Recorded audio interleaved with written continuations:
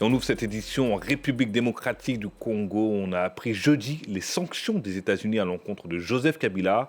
Il est accusé par Washington de semer l'instabilité dans son pays en soutenant le groupe armé AFC M23. En septembre 2025, l'ancien président congolais avait été condamné à mort par contumace dans son pays pour complicité justement avec le M23. Les explications d'Aurélie Bazaraki-Bangoula à Kinshasa.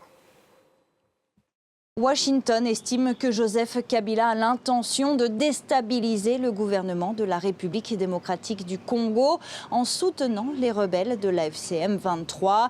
Le Trésor américain évoque un soutien financier, mais aussi des encouragements de Joseph Kabila aux troupes de l'armée congolaise à faire défaction pour rejoindre la rébellion.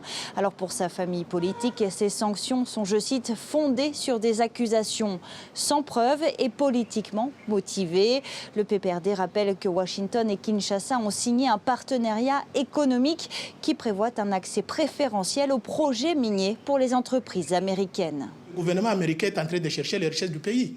Il est en pourparlers avec le gouvernement congolais.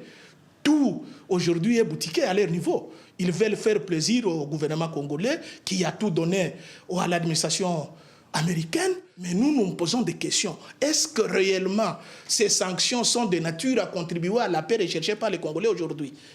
Tous les opposants, toutes les forces politiques et sociales de la République démocratique du Congo cherchent la paix.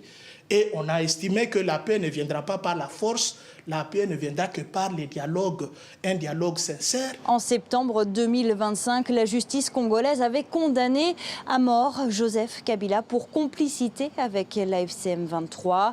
Dans un communiqué, le gouvernement salue les sanctions américaines contre l'ancien président et évoque, je cite, des mesures dissuasives contre les complices de l'instabilité dans le pays.